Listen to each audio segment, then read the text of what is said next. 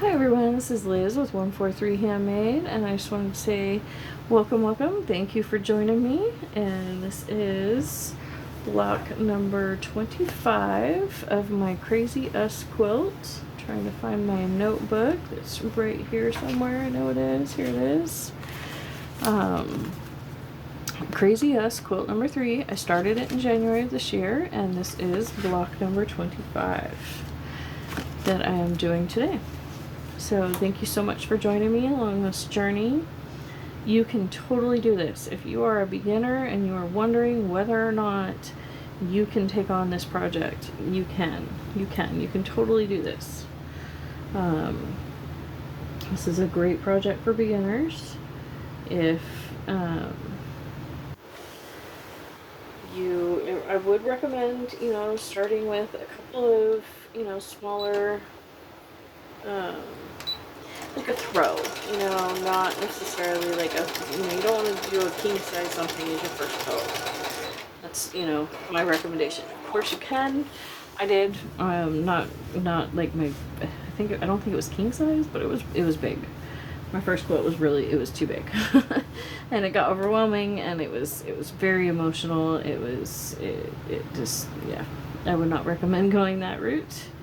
That's all I'm saying there is just, take my advice and start with something a little bit on the smaller side. I'm not saying that you gotta start with a pillow or anything, although that's a great place to start too. Just, the number of blocks required for the larger blankets can get daunting, and the smaller the block, the larger the number of blocks you need. And so,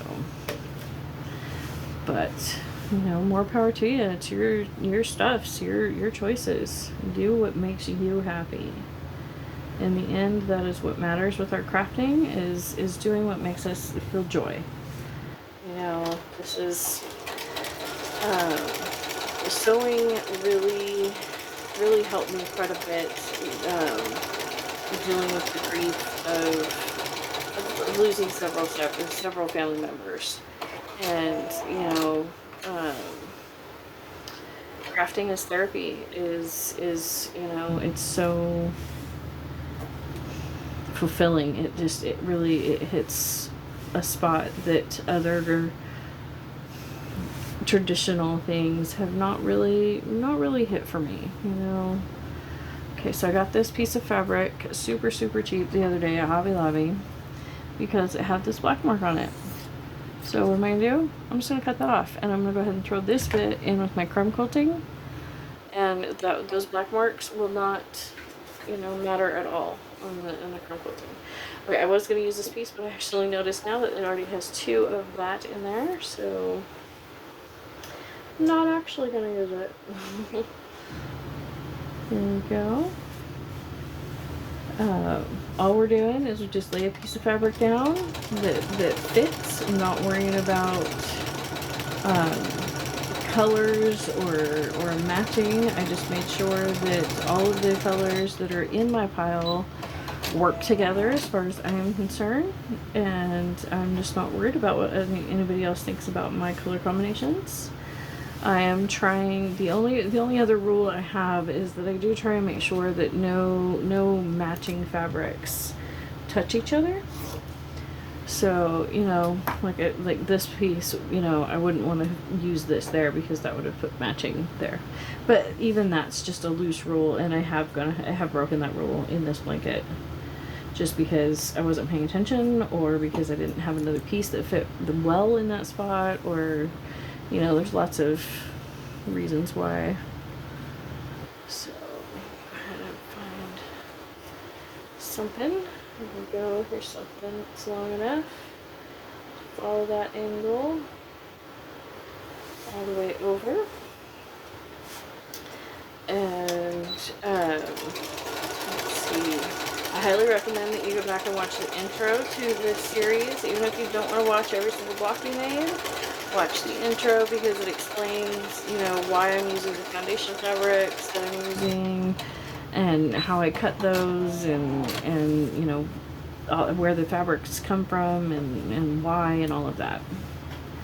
So, how to determine the size of your quilt, all those sort of things. I'm gonna bend down and grab these few pieces that I've dropped earlier. Oh, that's matching.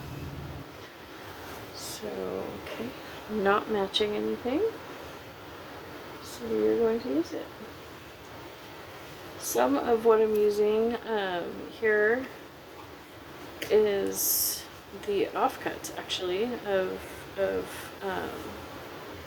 not offcuts, but the trimmings, you know, after you make a quilt, and then you get it all quilted, and then you trim it up, square it up, ish.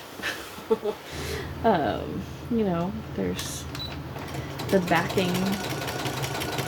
In most traditional methods, the backing is quite a bit larger, you know, than your front, and so you end up, or I ended up with these rather large offcuts from doing my niece's quilt that I did for her last Christmas.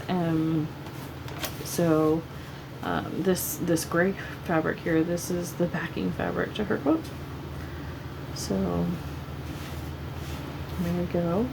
If you don't like dealing with all the stringies, I recommend taking a little more time to trim your fabrics up before you even get started. That's when to tame the strings instead of trying to do it as you're creating the blocks. You know, not that it's too late at this point. It just, you know, I feel like that would be awfully fussy at this point to try and worry about it. There we go. And just keep lining it up and moving it around, spinning our block. And it doesn't matter if you want to go clockwise, counterclockwise. If you want to do it, you know, one on each side, and then turn it and do one on each side, and then turn it and do one on each side, that can be a fun look. I tend to just spin it without really thinking about it, and I don't even necessarily always spin it the same way. I have noticed I will sometimes, you know, in the middle of a block, start spinning it the other way. I don't know why. I don't worry about it. I don't worry about thinking about all of that. I find my scissors and salvage this beautiful piece of fabric here. Don't want that to get just buried in the quilt. And then flip that over, and are we to our corner? There's our corner, yes. So those two corners are covered. Spinning this way. Getting some of the strings off my fingers. Not out of the quilt, but off my fingers. Let's see. This piece is plenty long enough. Let's see where the edge actually is. The edge is back here. So I'm going to put this piece like so, and that will be just fine. There we go. You might see my lovely lady lashes over there. You know, I'll have to hold that fabric down so it doesn't run away from me.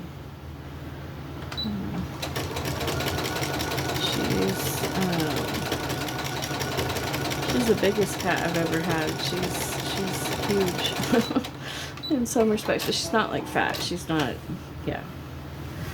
But she's a big girl. She, you know, I was talking about her. She looked up at me. So I'm not 100% sure you can fully see her over there, but I know you can see at least parts of her over there. Okay, let me make sure this is wide enough. Folding back to my line. You might wonder, you know, well, why the heck did she put the line on the back if she's trying to overlap it? It's because at the end of the block I run a stay stitch around, and that square gives me a line to follow. So that is why I do that. There is a method to my madness, usually. Usually. Can't claim it all the time, you know. But usually there is a method. Let's see, is this wide enough? I think this will be quite wide enough. See, sometimes when I get to the edge here, I will go ahead and do what they call audition fabrics to make sure that it's, you know, it's wide enough, it's covering enough. You know, there's lots of different you know, things I'm checking for there. But it's mostly just, is it wide enough? Is it going to get all the way over? Is it going to fray well? Do I want to put it, you know, on top? Or do I want to go ahead and flip it? You know, there's just so many things, so many variations, and you have options with every piece you put on. You have total control, and you can do it however you want. You know, it's your fabric, it's your sewing machine, it's your time. So, you know, enjoy it. Play with it. You know, if learning is what you want, then you know, practice. Because sewing is definitely a cumulative skill, meaning that it really is one of those things that just the more you practice, the better you will get, period. It's not something you have to have a natural gift for. You definitely can learn to sew, even if you're a terrible sewist the first time you sit down. And you cannot, you know, hardly get the machine to do, you know, anything that you want it to do. It's still, you can still learn to sew. Okay, so that's just barely, I have just this little edge here. So what I'm going to do is I'm going to pick through and find my little pieces again. And find something that I can just, okay. Actually, what I'm going to go ahead and do is, because 3 of my 4 corners is covered, so what I'm going to do is I'm going to flip it over. Seems like a lot of waste on this overlap here. So before I do my stay stitch, where I can't get this out, I am going to go ahead and nip off this under fabric. So, here we go. And I'm going to switch over to my basting stitch. And I'm going to go ahead and just run around. Even though I am fairly certain there is that one edge that is not quite covered.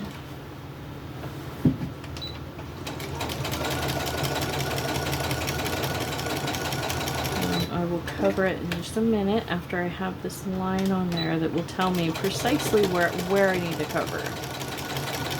And instead of just guessing and hoping I get it right, because it's so close to the edge.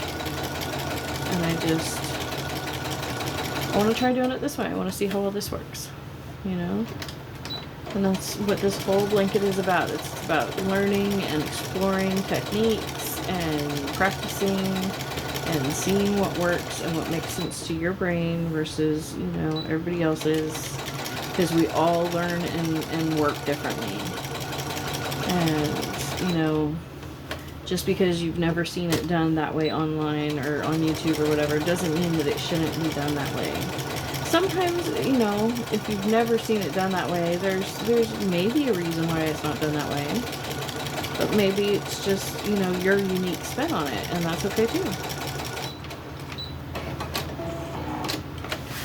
Okay, so I'm going to flip this over and double check this edge well covered. Okay, that edge well covered, that edge obviously well covered. And actually, nope, this edge is just fine. It's right there on the edge, and so I'll be able to just catch that in the seam allowance, and it'll be just fine. So that is block 25 done. Thank you so much, and the next video will be trimming these blocks. I have stuff in my eBay store and in my Etsy store if you're interested. Thank you so much for joining me.